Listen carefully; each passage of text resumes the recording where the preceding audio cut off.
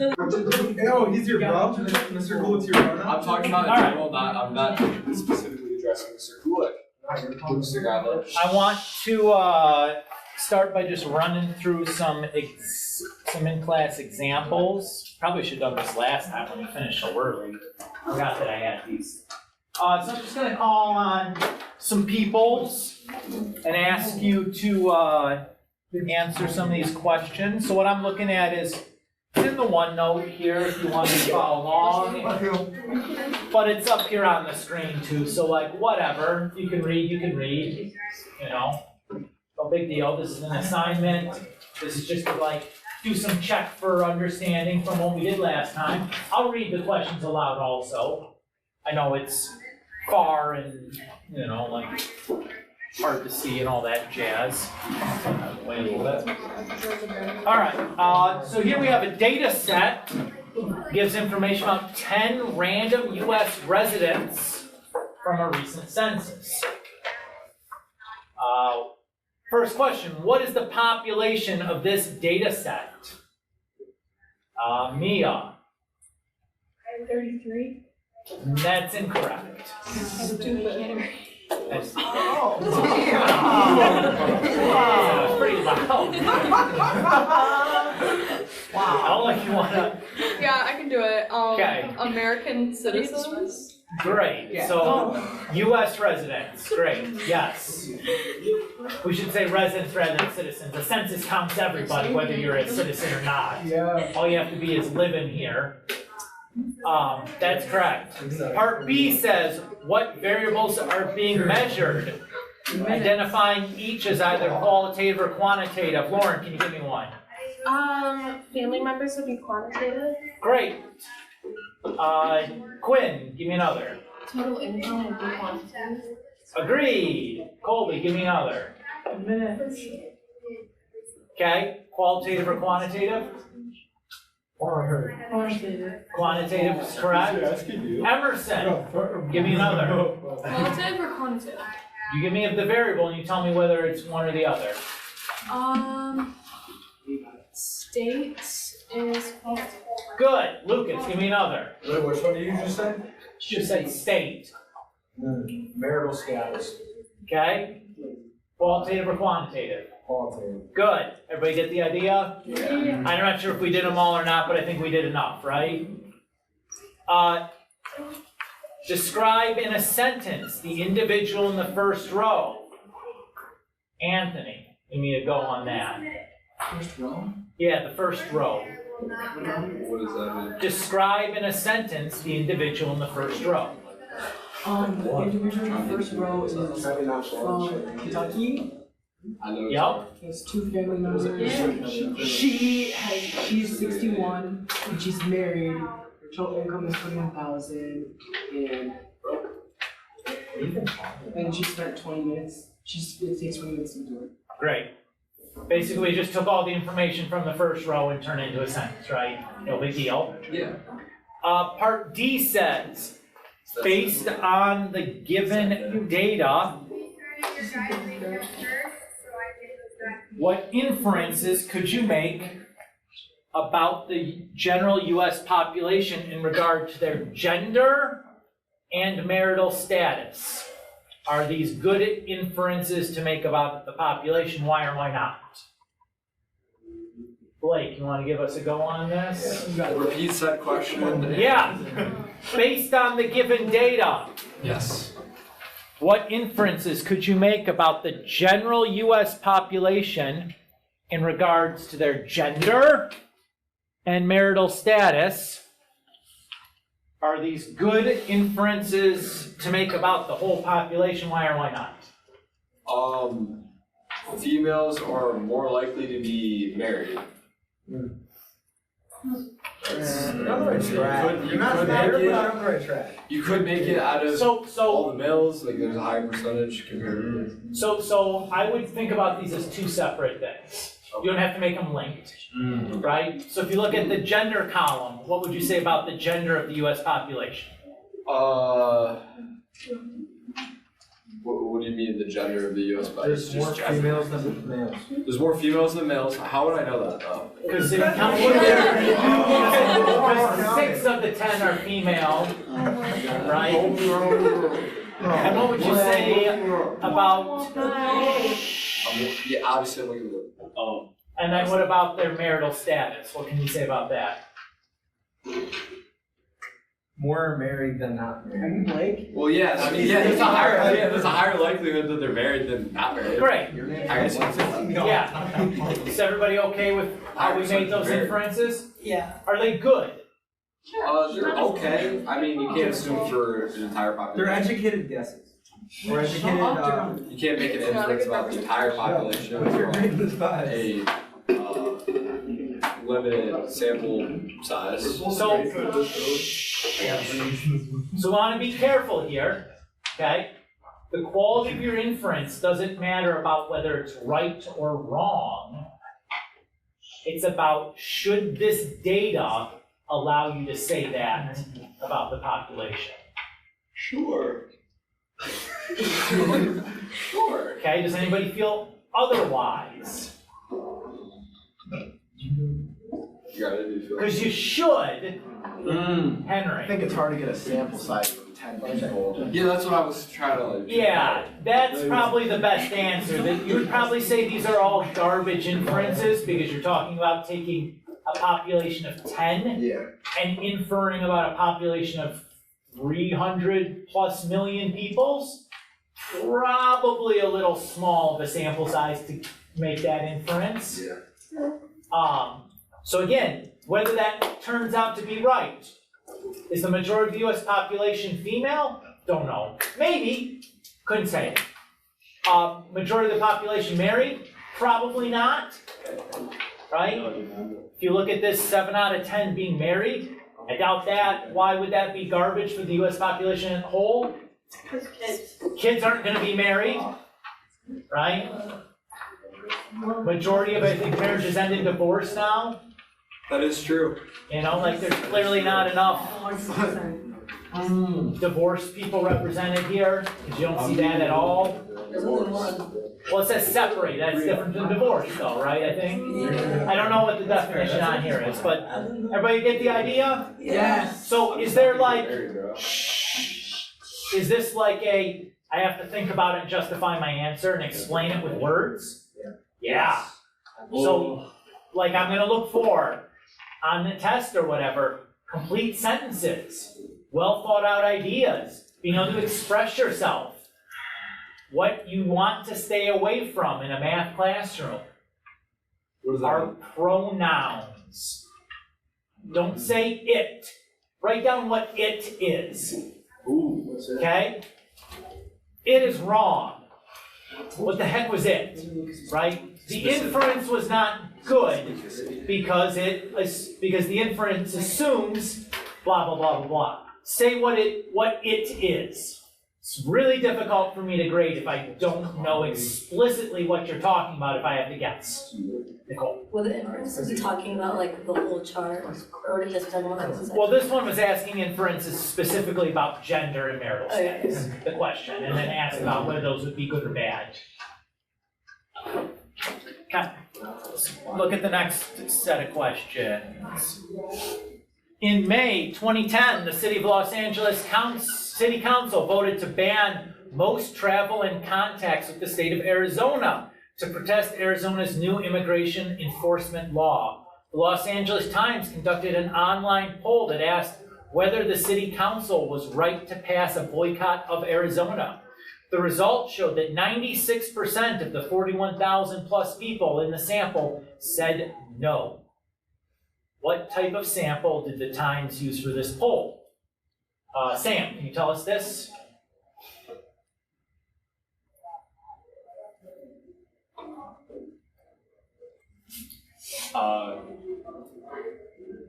I know, like, it's like a survey, but I don't remember. Yeah, you can look at your notes, that's okay. You don't have to be like, I mean, notes are usually. Is it voluntary response sample? absolutely, yes, voluntary response, because they're calling people up and asking them, or it's an online poll, so the people would have to decide to log in to take the poll. They're choosing to do that. Voluntary response, absolutely.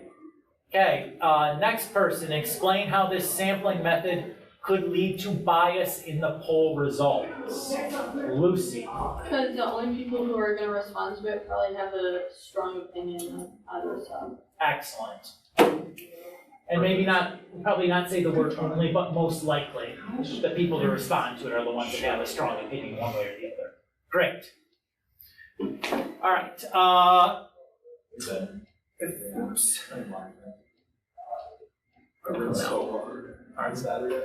A school librarian wants to know the average number of pages in all the books in the library. Why, I don't know. The library has 20,000 books arranged by type, fiction, biography, history, and so on 400 shelves that each hold 50 books. You want to select a random sample of 500 books. Explain how to select a simple random sample of 500 books. Lucas.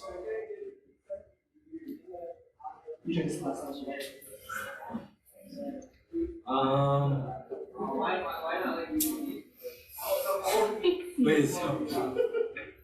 We're trying to find. You're just taking a simple random sample of this library full of 20,000 books.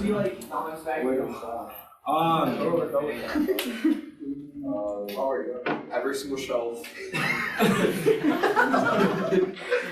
Colby. Can you just like grab like some books from each section? Would not be a simple random sample that way. Oh, you just grab 500 random books. Yeah, we just grab. But how are you choosing them? You just grab one at a time. I mean, because I got it. You could assign Okay, Lucas. blindfolded? Anthony's got the idea. Anthony, say it loud. You could label each book with a number and then put those numbers in a hat and then pick. I just said that to you. On God, You I did- did. On my life, I did. What? On my life, I just told you that. Bro, you finna die. You guys can hash this out after. Duke it out, get the boxing gloves on, and we'll see who's right and wrong. All right. All right, explain how to select a stratified random sample of 500 books. Justify your choice of strata.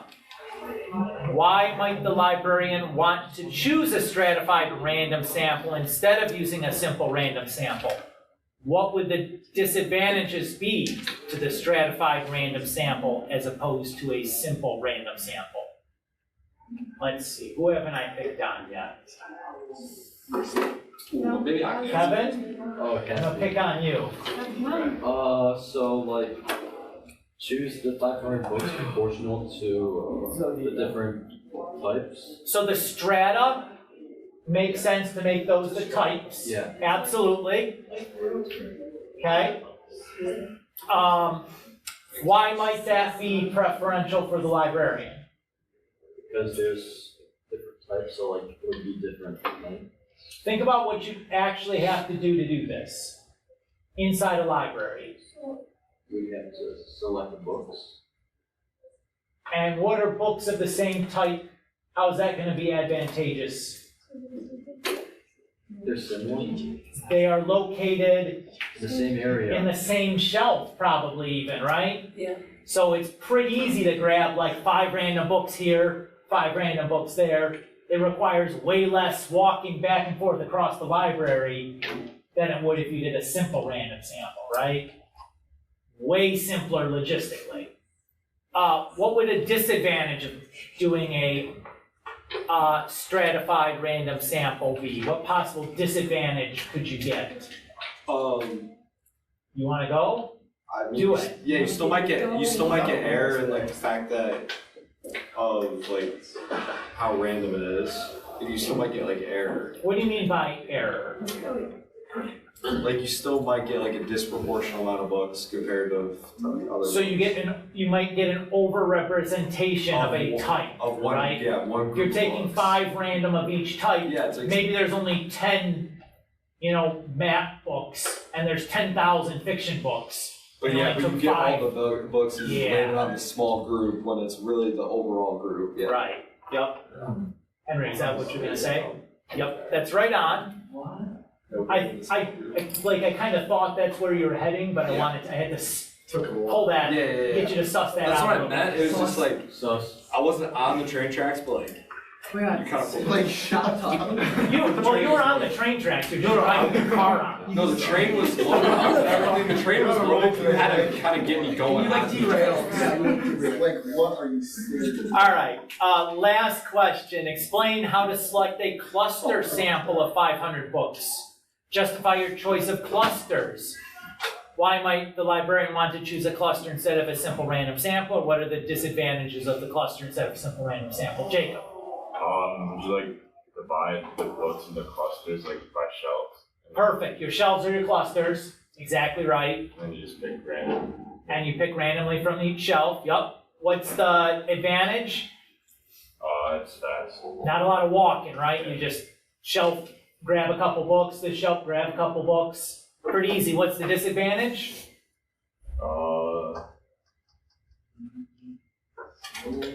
Nicole, you got something? Looked like you want to try to say something. It wouldn't be as randomized, like, you'd only have, like, in the shelf, it might be like a lot of the same amount of one thing. So you could certainly get some over and under representation, right? The underrepresentation would be the thing I'd be really concerned about. Like if you have a section that goes from one shelf to another, it's possible to miss that entire type of book, right? If like your biography section runs from one shelf into another shelf, maybe I grab 3 non-biographies and then 3 non-biographies. I didn't take any biographies. Oh no.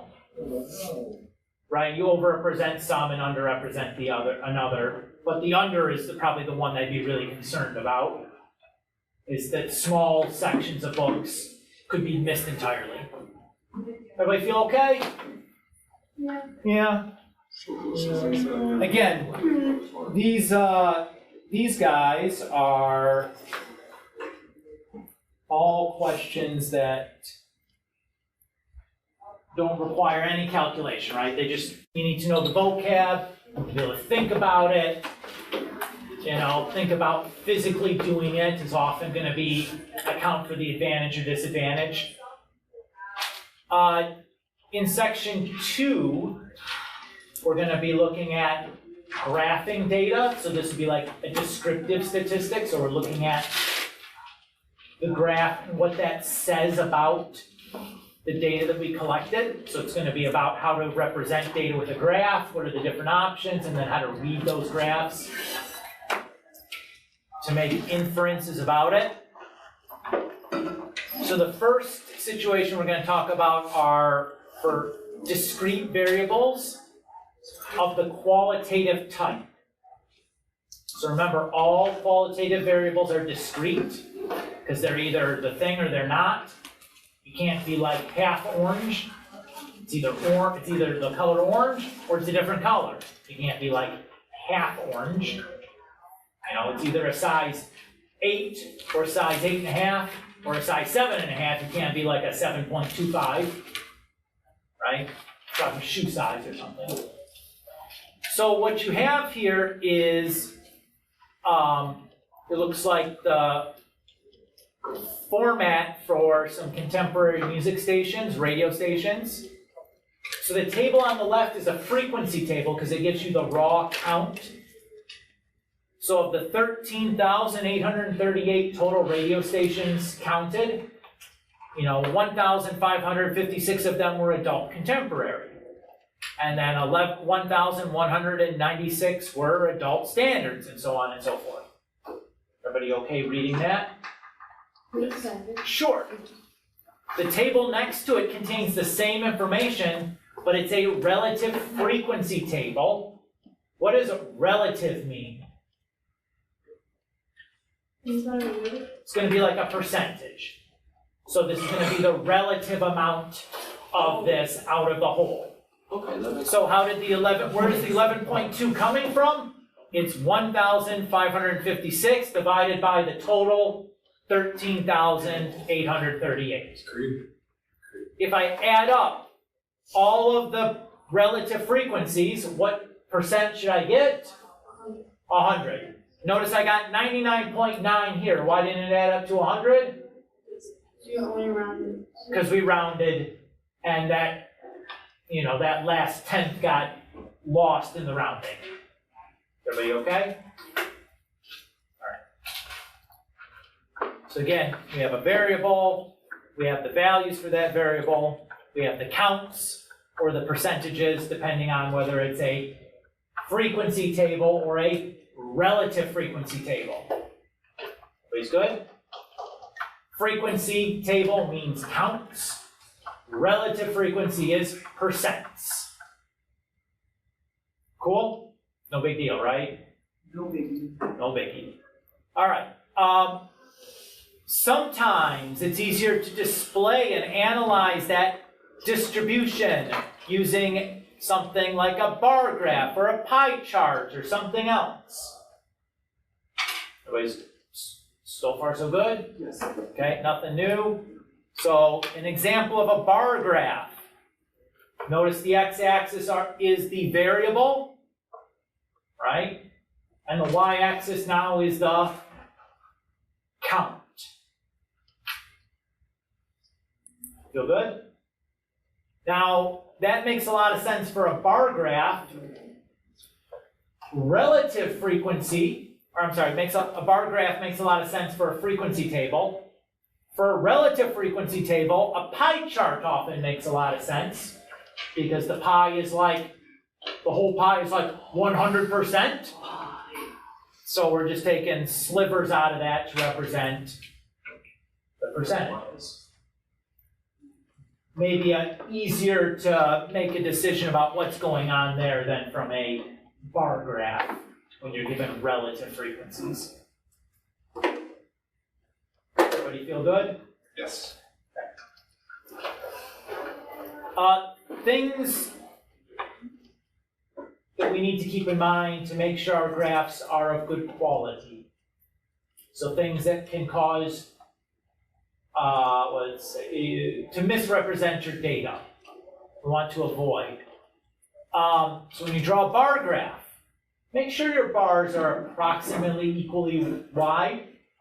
You don't want to have like one bar really wide, another bar really itty, where it looks like, oh, that's a huge bar, that thing must be way more, when it's like, they're the same amount because they're both the same height, right? You'll see this in magazines. I know you probably don't know what a magazine is because they're not really in print very often, and probably nobody gets a subscription to a magazine at home. Whose family gets a magazine, like a periodical that comes to your house?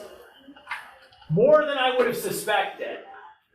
You see this in newspapers and magazines often. They'll like have a bar graph, but they'll put like pictures as the bar graph. It'll be like, like little pizzas stacked up or something to be the heights of the bar graph. It's really dumb. Like you don't want to do that. Quinn's like, what? I've never seen that. Look at Time loves to do stuff like this, like these news periodicals that aren't really a news periodical anymore. So you don't want to do that. So again, the two things to kind of keep in mind, don't use a pictograph, like don't have little pictures stacked up, and then be careful about your scales, make sure things are equally wide. You don't want to misrepresent your data. Another type of data table that we can use to represent our data is a two-way table. So you have, in a two-way table, you have two qualitative variables, organizing the counts into a row variable and a column variable.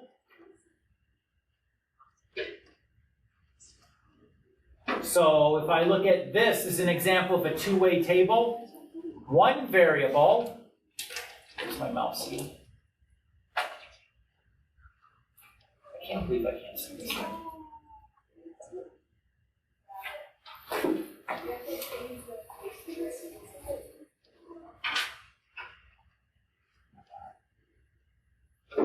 Okay, I'll just use my yes. Don't run.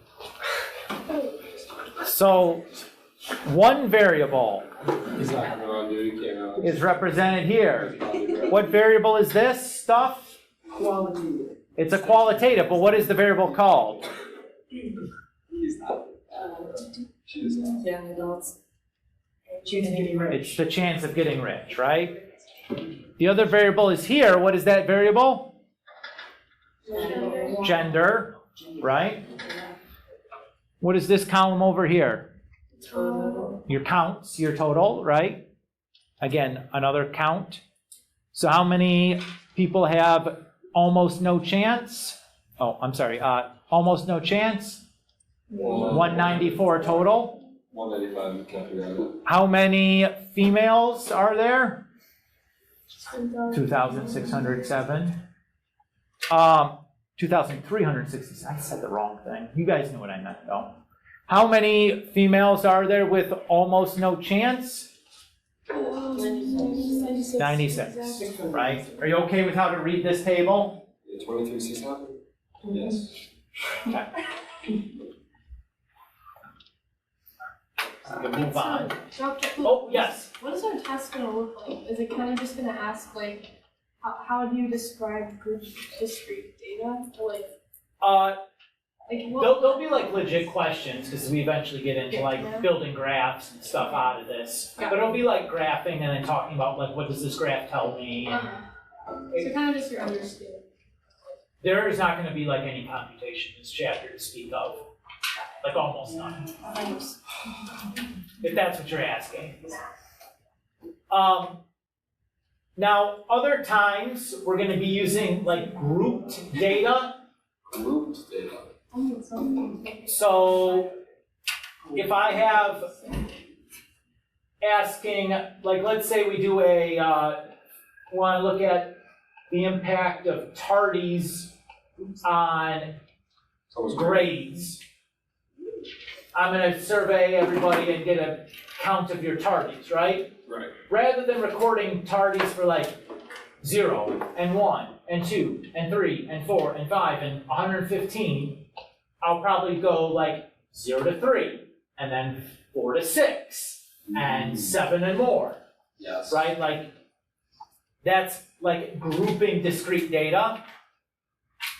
So to do that, what we're going to do is we find like the highest and lowest values in our frequency table, the biggest and smallest responses, and arrange those into larger groups of equal ranges, not necessarily sizes. Now, to some extent, you can't help that for something like number of tardies, because almost all your tardies are going to happen between like 0 and 10, and then there'll be like one degenerate kid that has like, 47 tardies or something.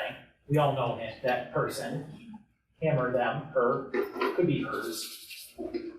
Like I had Allie below in first hour, or pilot, that's how we pronounce it, I don't remember. But she was tardy like every single day, like come in with a fresh Starbucks, but tardy every day. Just like that's her thing. So it had like 100 tardies or something. It's fine. So the idea here is you want to, as much as possible, group your data ranges so that they're equally sized. So you don't want to do like 0 to 5, and then like 6 and 7, and then like 8 plus. That's dumb. Don't do that if you can help it. And then you just kind of count the number of individuals in each group after you make your ranges. Why are you trying to put glitter on your universities? You're trying to go glitter on your university, bro. And so just like we've talked about before, you can have a relative frequency or a just frequency table, even if you're using grouped stuff. Even if you have a two-way table, they can come in frequency or relative frequency versions, same ideas. So let's look at an example. So Ryan records the number of tardies each of the 20 students in his class has over the course of the semester. So here's the data he collected. What's the least number of tardies we see? 0. 0. The most? 10. So 0 to 10 is like my range data. So what we did is we grouped it from 0 to 2. How many individuals does that, or how many possibilities does that contain? 3, right? 0 tardies, 1 tardy, 2 tardies. And then we group from 3 to 5. How many does that contain? 3. You have 3, 4, or 5. And then 6 to 8. 3 possibilities, 6, 7, or 8. And then 9 to 11, how many possibilities? 3. 9, 10, and 11. Everybody agree? Yes. Each of the ranges is the same size, correct? Correct. So then I go and I count up. I counted 8 students that have 0, 1, or 2 tardies, 4 students with 3, 4, or 5, 6 students with 6, 7, or 8, and 2 students with 9, 10, or 11. Or if I wanted a relative frequency, I would just take that 8 and divide it by 20, take the 4 and divide it by 20, etc. to get the percentages. Yeah. Does everybody feel okay about taking a data set, Yes. grouping some data, turning it into a frequency or relative frequency table? This is an example of something I might ask you to do on a test. We would have to you would give us data and then we'd have to make a. And I'd ask you to do something, yeah. Yep. Which again, not a big deal, Reasonable. right? Not a big deal, but you gotta practice this, you gotta remember what to do, what the names mean, right? We can also group continuous data, so keep in mind, to this point, we're only talking about discrete things. Here we're gonna talk about continuous data. So how to group the continuous data? Well, we kind of do it the same way. You find the highest and lowest values, arrange the data into groups of equal ranges. So what you have to be careful about is if I have one group going from 10 to 15, my next group goes from 15 to 20, but we have to think about where does 15 go? Which group would we want that to belong to? So for continuous data, I hate writing ranges like this, like 10 to 15 and then 15 to something, because where does 15 go? Which group should it go into? It's not very clear, is it? What would be a better way of writing that? With an inequality, right? Like 10 is less than or equal to x, which is less than 15. 15 is less than or equal to x, which is less than 20. There it's undoubtedly clear where the 15 goes, because the inequality would tell me. Blah, blah, blah. So again, still want your groupings to be of equal range, not size. And again, we can do this with frequencies or relative frequencies. So let's say we measured some plants, right? The smallest height for our plant was 2.8 centimeters, and the tallest was 28.6. So maybe my heights, then I went from 0 to 5, 5 to 10, 10 to 15, 15 to 20, 20 to 25, 25 to 30. Notice here I used inequality, so it was crystal clear where a height of 5 centimeters belongs, where 10 centimeters belongs, et cetera, et cetera, et cetera, right? Everybody good? I think so. Okay. That's great. Yes, Jim? Sure. Where's your negative spot? Nobody's negative. The other way you can do this is to set your classes, your groupings using discrete boundaries. So suppose we record weights of players at a soccer game. Notice here, I did that grouping.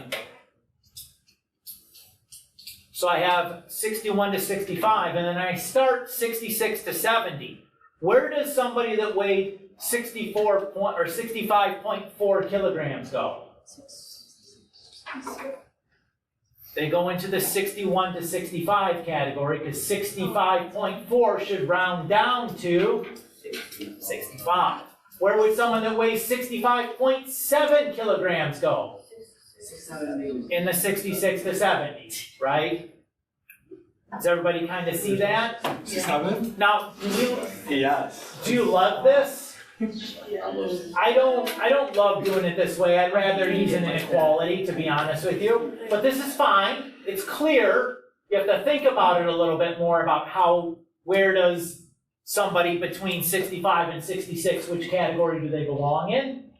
But it just works by the rules of rounding, right?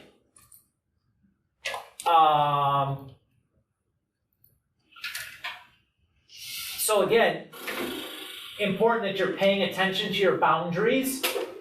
Look at these two. What's the difference? The inequality. The inequality symbols. Yes. The first category includes 0 but not 5. The second includes 5 but not 0, right? So you do have to be careful when you're reading these. It's easy to just kind of buzz right past them, but those inequalities matter.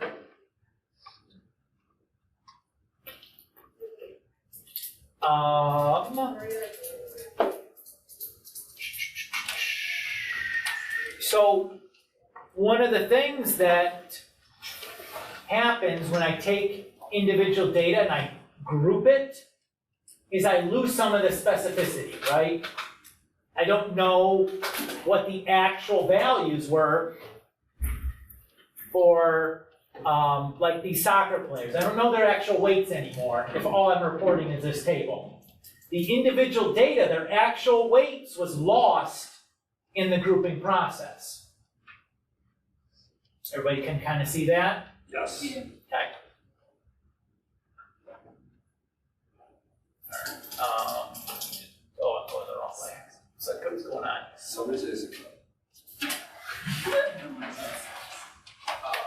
So if I wanted to recover that individual data, if I'm not the one that did the actual data collection, if I'm reading someone else's grouped table, I can't recover the original data, right? Because I don't have it. What I can do is I can approximate what that would have been. The way I do that is using what's called a mid-interval value.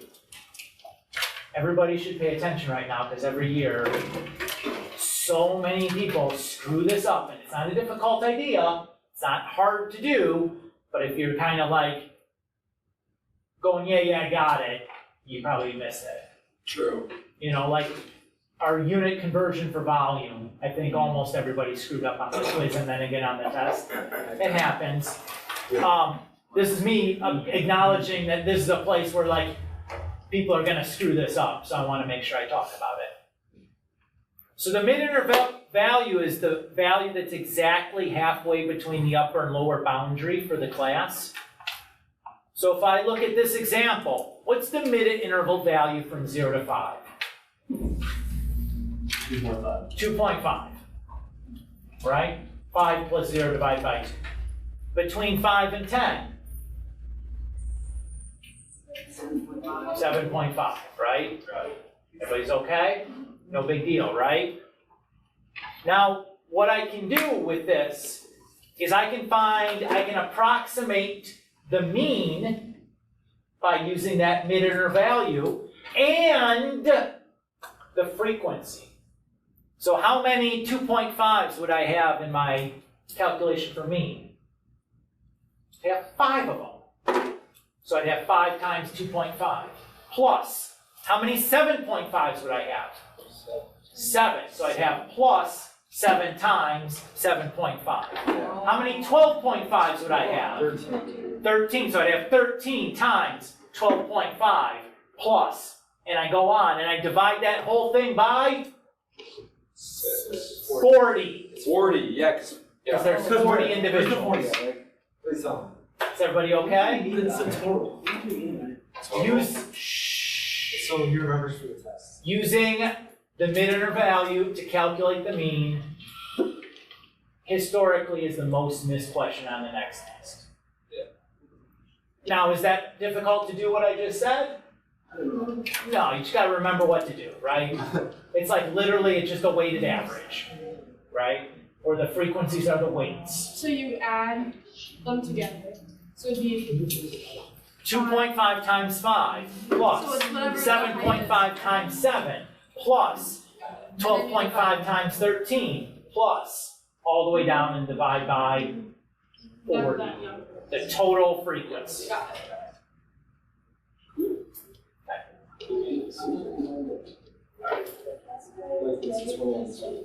What? This one?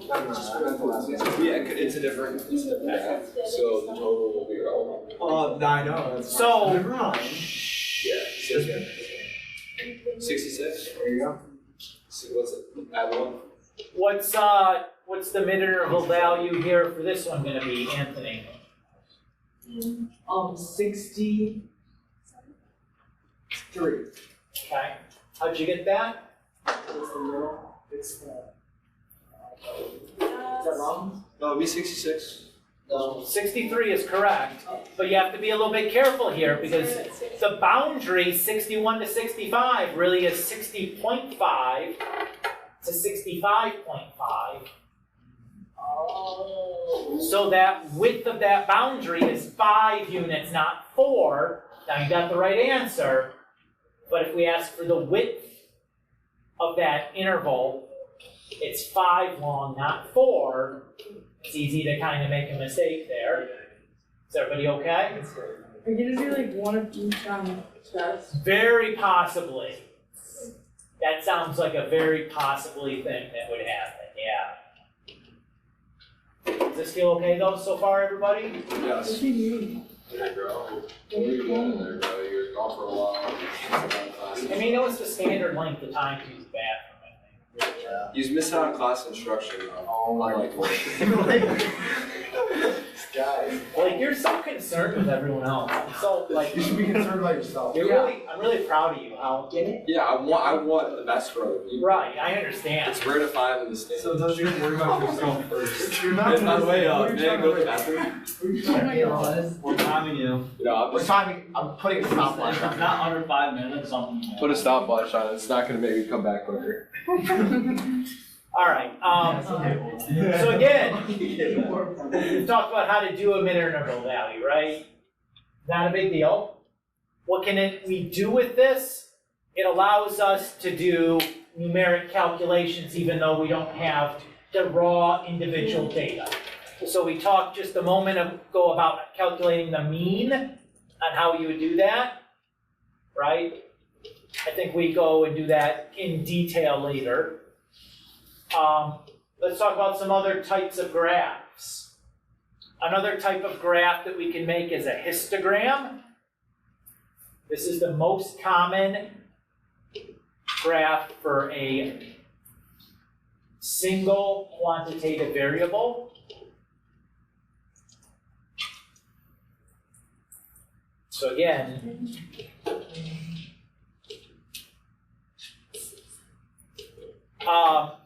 asks to divide the range of data into equal widths, find the count or percent of the individuals in each class, label and draw your axes for the histogram, where the height of the bar equals its frequency.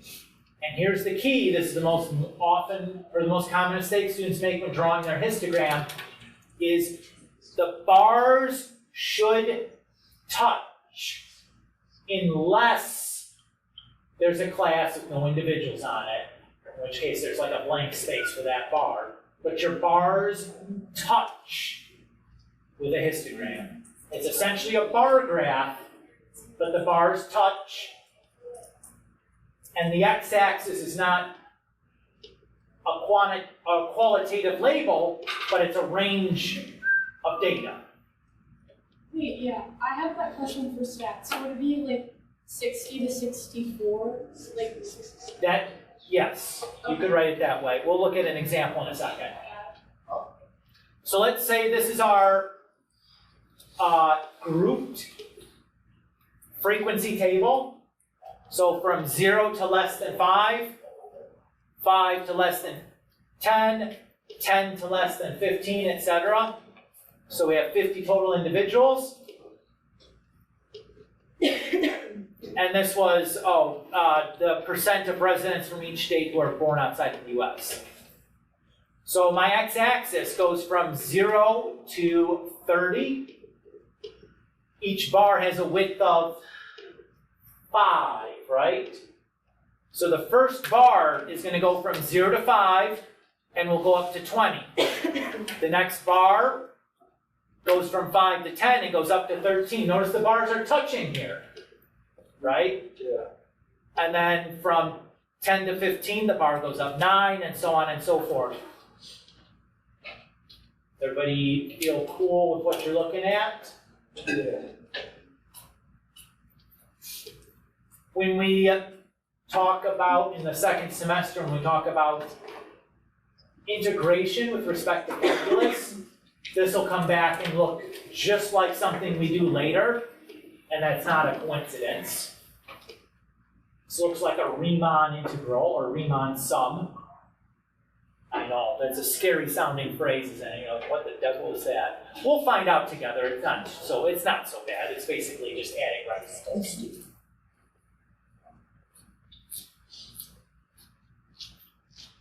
Okay, common mistakes students make with histograms. Things to worry about. Don't confuse it with the bar graph. What's the difference? Histograms touch. Yeah. We don't use the counts or percentages as the data, right? So those are the y-axis, not the x-axis.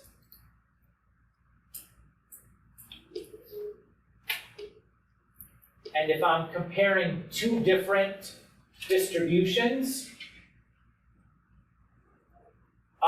that have different number of observations, a percentage, a relative frequency is a better means of comparison, right? If I look at one school and I look at, like the number of tardies, or the number of students that have a given amount of tardies, and I sample 100 students from one school and 50 students from the other school, if I look at just the frequencies, well, the other school is going to have a lot more kids with a lot more tardies, right?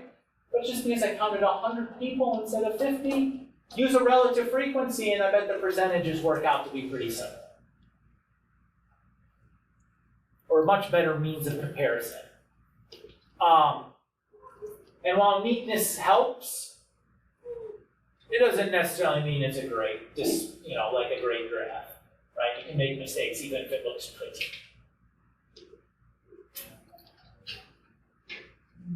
Another type of way to represent data is the dot plot. So here we make a number line where each number represents a possible outcome for the variable, and then we place a dot above that number each time an individual in our population takes on that value. So dot plots are great for discrete data. A histogram you can do for either. Most obviously for continuous, but you can do it for either. So to make a dot plot, we draw a horizontal axis and label it with the variable name. We scale our axis from the minimum to the maximum values and place a dot above the location on the horizontal axis corresponding to each data value. So let's say this is our data set. It's the number of goals scored per game by the 2012 U.S. women's soccer team. And a couple of blowouts there. See a 13 and a 14. A lot of goals. So if I go ahead and I plot that as a dot plot, notice that the x-axis is labeled. Graphs need labels on both the x and y axes. Yes. Of course. Possible outlier. Where's the right speed? We haven't got there. We will. Told you. No, you didn't. No, there's not right. Is everybody okay with the construction of a dot plot? It's like literally the easiest graph to do. You're literally just putting dots above the number. All right. So up to this point, we've been talking about how do we make a graph. We're now going to talk about how we can read a graph and make some inference from it.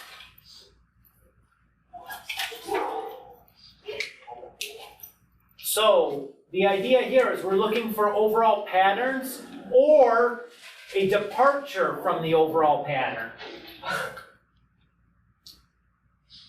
So of particular note, when we talk about the overall pattern, we're talking about the shape, the center of the graph, and the spread of the graph. Shape, center, spread. That's talking about the pattern. The departure from the pattern is outliers. Okay, we'll talk about what each one of these things mean in a moment. But when we talk about a graph, these are the four things you want to talk about. The shape, center, outliers, and spread. Yeah, the shape, I should say shape, outlier, center, spread. Yeah, socks. That's coming. Put your socks on.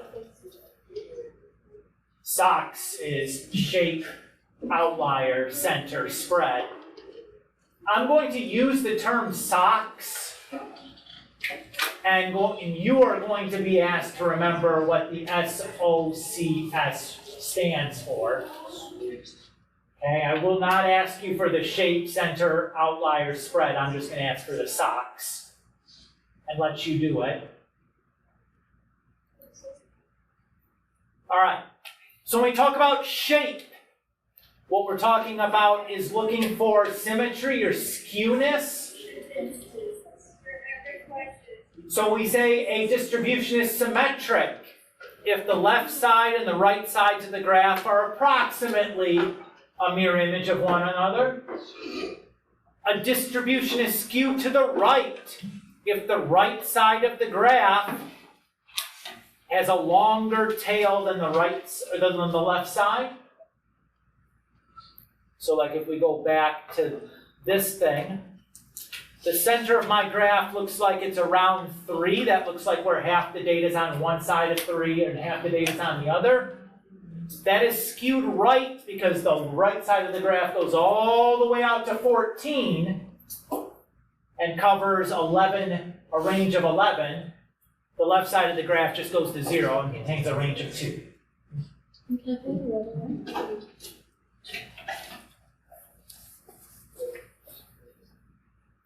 So if I look at this distribution below, symmetric, skewed right, or skewed left? What do you guys think?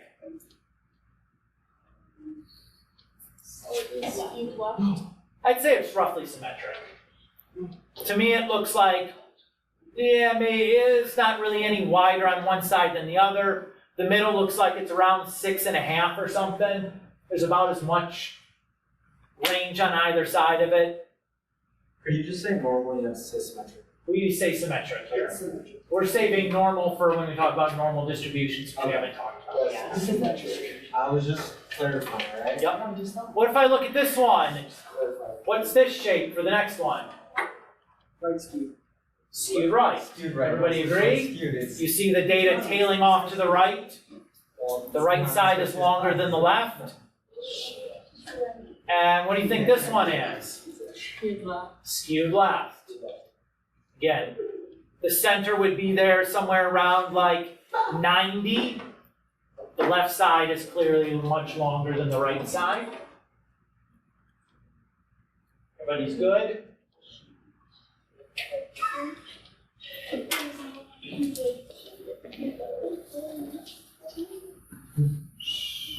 Oh, 14 minutes. Jesus. 14 minutes. It would have been longer. I ran into a wild Miss Elwood. Oh, wow. Because you were about the info. Yes. She was like, oh. All right. What do you mean? So if I look at these two distributions, so for the center, I'm looking at where approximately the median, like the value that is halfway in between. So you could do it by hand, and you're like, take one dot from each, just kind of count one dot in, or you can just kind of eyeball it, is usually good enough. If I'm eyeballing this, I would say that the median looks like it's probably around 6 or so? 7? 6 or 7? Okay. So the shape of this is skewed right or right skew. Either is fine. The spread, well, we go from 4 to like 26. So the spread would be 22. Everybody's okay with that? That we go from 4, well, I guess that's 3 to maybe 27 maybe. So 24. Like you're just talking about the highest minus the lowest. And possible outliers. I mean, 27 looks like a suspect data point to me. We'll talk about how to actually confirm an outlier later, but like, you look at that and that's pretty far from the rest of them. If I look at this guy, what's the shape here that we're seeing?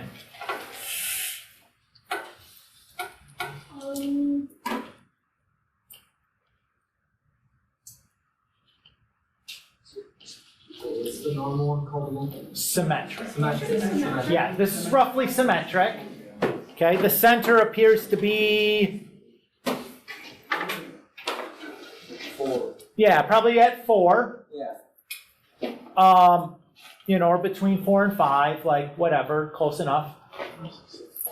The spread is between, looks like 3 to 6, so 3 is the total spread.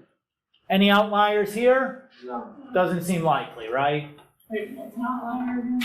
Something that's far away from everything else. Yeah. We'll define like how to do that numerically later, but for right now, it's just like what number doesn't look like it belongs. For the first one, we just said it was that 27. Yeah, Or 27. Okay. Yeah. Okay. Yeah. I don't think 15 is gonna come. Yeah, that's what I started. Yeah. Oh, I hate this. Another way of recording data is with a stem plot, or sometimes called a stem and leaf plot. So the idea here is we're going to separate each data point into a stem and a leaf. So the stem is everything up into the last digit, and the leaf is just the last digit. We're going to write all of our stems from smallest to largest in a vertical column, and then draw a vertical line to the right of the column. And then write each leaf in the row to the right of its stem, and make sure those leaves are arranged in increasing order out from the stem. And make sure that we include a key that provides context for what the stems and leaves represent. The most common mistake students make on the stem plot is not writing a key. They draw a beautiful stem plot and don't tell us what it means in the context of the data. Let's do an example, yay? Yeah. Sounds complicated, it's not. So if I look at this data set, what's my smallest number on there? It looks like it's 13, right? And my biggest number on there, 57? That look right? So my stems are going to be 1, 2, 3, 4, 5. The first number is between 13 and 57. That's my stems. That's representing the 10s, 20s, 30s, 40s, 50s. Now in the 10s, what numbers are in the 10s? Well, we have 13, 13, 15, and 19. So I would list like those digits there. Similarly for the 20s. Just list the like 5, like there's 15. So I just went across and I'm like, 19. So a 9 should go there. And then 13, 3 should go there. 13, another 3 should go there. 13, another 3 should go there. 15, a 5 should go there. And I just went across and did that. Then I did the same thing for the 20, so 26. So 6, 6, 4, 2, 3, 3, no more 20s, and so on. Does that feel okay? Yeah. Okay. And then I'm going to sort those so that they're in ascending order from the stem. Everybody's okay? So I just rearranged them. And then I'm going to need to add a key. So my key is going to just, I picked an arbitrary value, so I went 4/9. Represents a female student who reported having 49 pairs of shoes. Ladies, what is with the shoes? That's a lot of shoes. That's so many pairs of shoes. You can wear like, You got one for every week of the year almost. and you can only wear one pair of shoes. Yeah. So, what do you need? What do you need 49 pairs of shoes, man? What do you need that for? You can only wear one pair of shoes at one time. So. What if you mismatch the shoes? Okay. Yeah, even Ted has a lot of shoes. All right. Sounds like that. There's another variation that we can do with a stem plot. So it's called a back-to-back stem plot. So say we have two sets of data relating, again, the number of shoes, but now we have a male and female. What if we just share this stem for both sets of data? We can put the males on one side of the stem and the females on the other. But look at this data carefully because we have to make one adjustment to our stem. So our females are still running from 13 to 57, but look at our males. What's our smallest value on the male side? 4. 4. So we're going to add another value to our stem. It needs to start now, instead of at 1, it's going to start at 0. And I'm also going to split the stem because I have so much more data. I'm going to have the digits 0 to 4 with the first 0, and then the digits from 5 to 9 for the second. So I have my male side. So I have less than 5, I have a 4. Greater than 5, I have a 6, a 5, an 8, a 7, a 4, nope, not a 4, a 5, a 7, a 5, a 7. And I wrote them in order. For the 10s, I have a 14, a 12, a 10, a 10, a 10, an 11, a 10. You guys see what I'm doing? Yeah.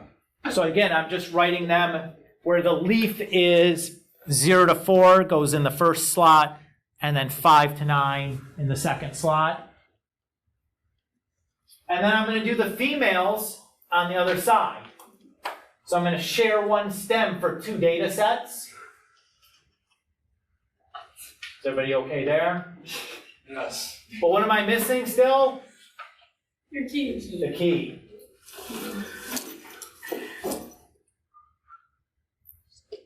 How did my wording change for my context?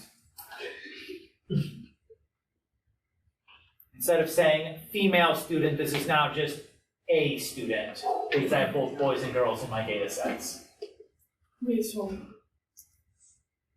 just the 2 like zeros, like 2 of every number is after like 1 for the female and 1 for the male? So no, the 2 of every number is going to be, instead of like some of these lists we're getting very long.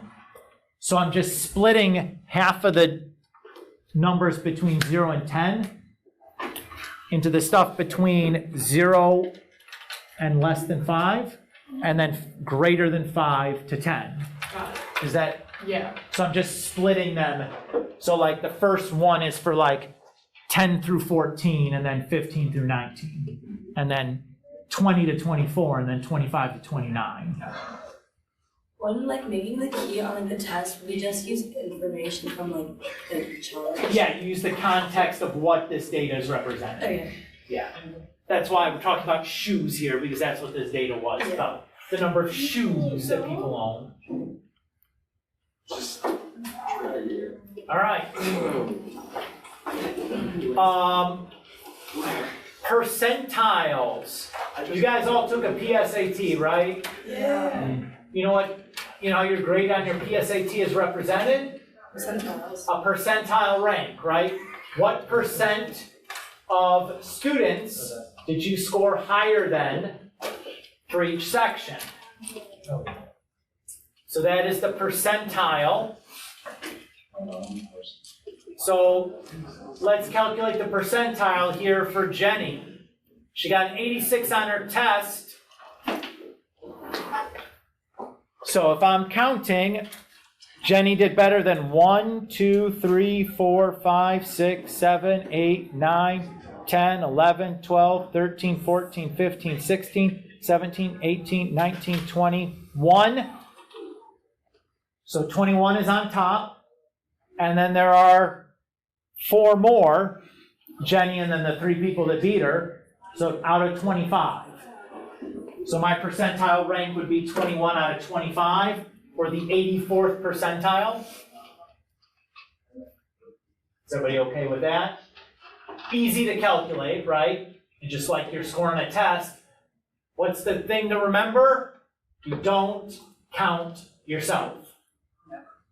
It's the number of people that you beat Wait, so why don't you out of the total. the 6 and 9?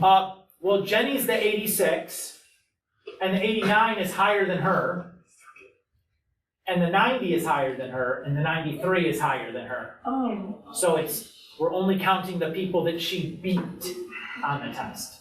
Does that make sense, Colby? Okay.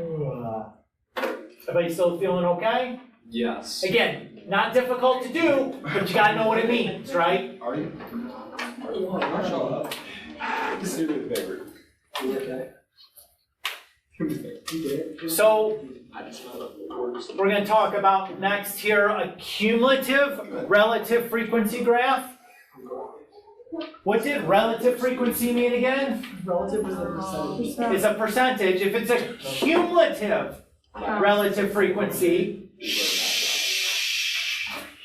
what does cumulative mean? It means all. It's like adding up, right? So, if I take the relative frequency, 2 out of 44, 7 out of 44, 13 out of 44, etc., these are the relative frequencies. The cumulative then is going to be still 4.5, but next it's going to be 4.5 plus 15.9. It's going to be what's accumulated so far, and so on and so forth.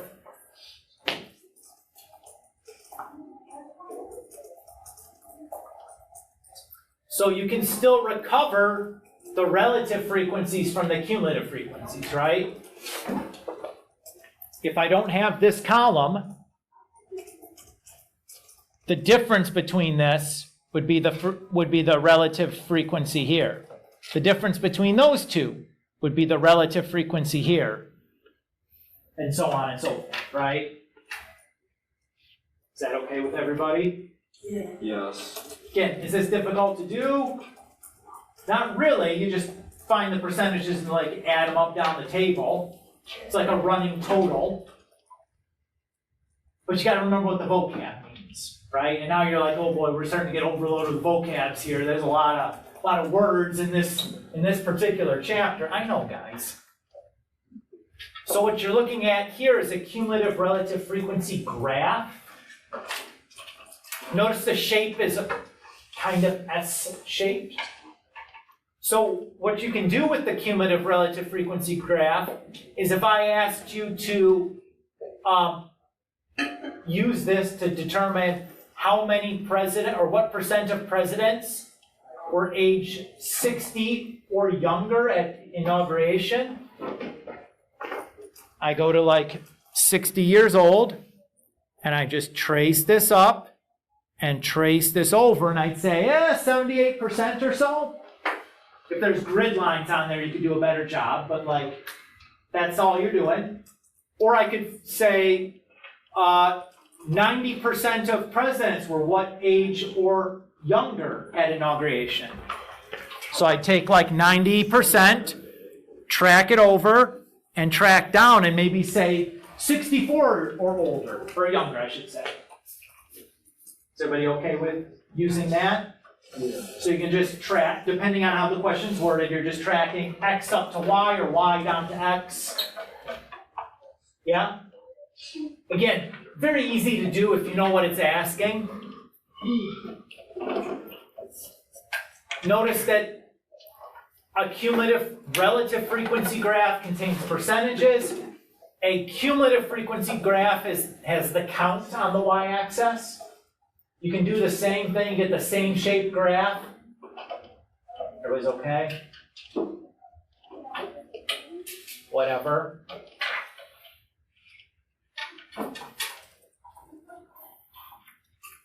For center, there's 3 common measurements for center. The most basic is the median. That's literally the midpoint of the distribution. To find the median, you just write all the numbers from smallest to largest and find the number in the middle. If it's odd, if there's an odd number of observations, if there's an even number of observations, then you take the middle 2 numbers and average those.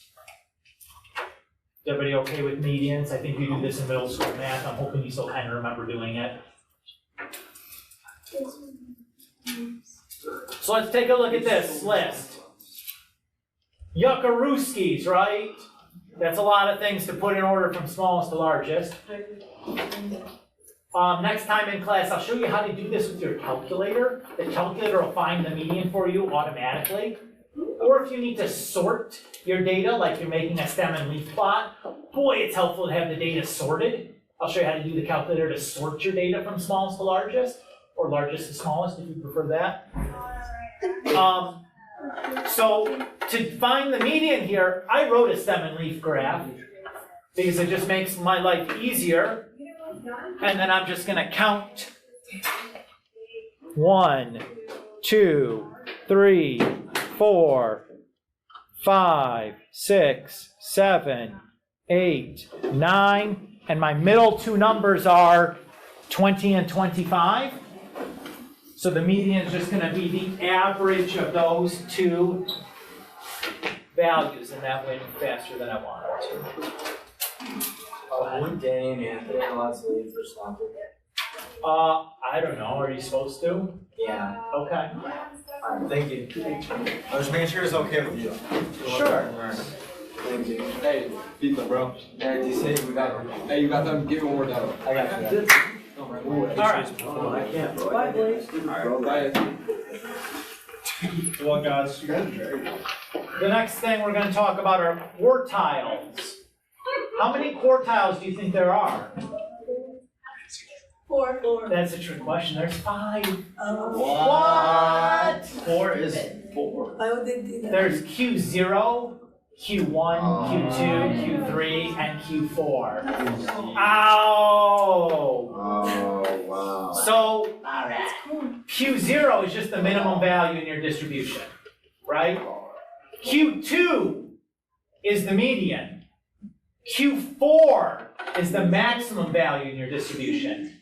Q1 is the median between Q0 and Q2. Q3 is the median between Q2 and Q4. Do you think this is a pain to do by hand? Yeah. Yeah. Guess what how we're gonna do this almost every single time we have to do By it? hand. The calculator. The calculator is gonna do all the heavy lifting for us in this class. the goal is that you don't really do anything by hand. You like, I'm gonna show you a little bit of setup and then I'm gonna type this in my calculator and have it ask it very nicely to do this for me.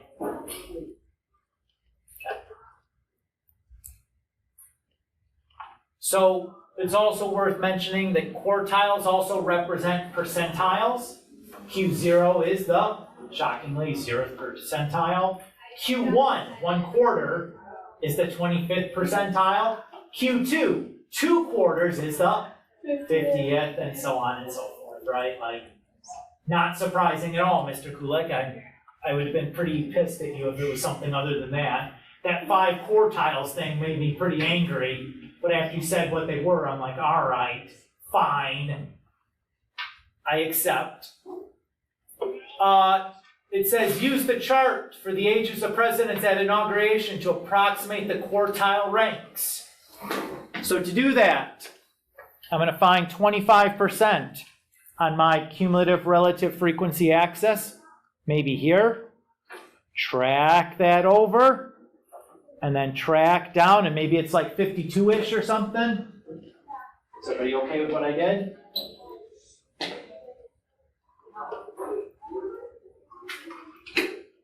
And you could do the same thing for all your quartiles, right? I just picked 25% arbitrarily.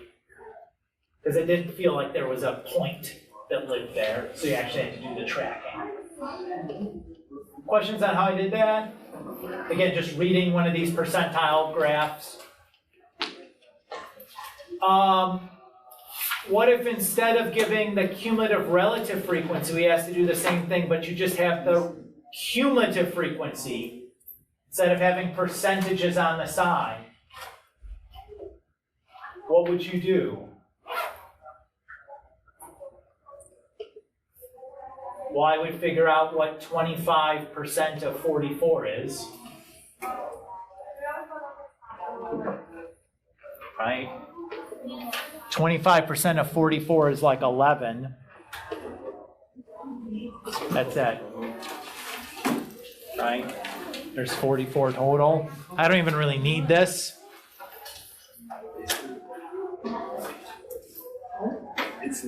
Oh, I want the ages. So 44, sorry, quarter of 44 is 11, so I just track from 11 over and down, so it's like 51-ish or whatever. Just like we got the last time, I should get the same results. So everybody's okay? Yeah. So I had to convert those percentiles into a count by taking 0% of 44, 25% of 44, 50% of 44, 75% of 44. Thank goodness that was over. You guys should be able to do the 2-2 homework. Next time, we're going to take a break from notes. We're going to do an activity. So you guys are going to collect some data. You're going to talk about what kind of variables you have there. You're going to graph some of this data. Give you a chance to practice some of this stuff in a real world setting. I know that sounds really exciting. I'm excited about it too, because mostly I just get to sit and watch, which is always the best day for the teacher. Or just like set up some dominoes and knock them down and watch. You guys get to do all the falling over. And I finished with 1 minute to spare. Ooh, that's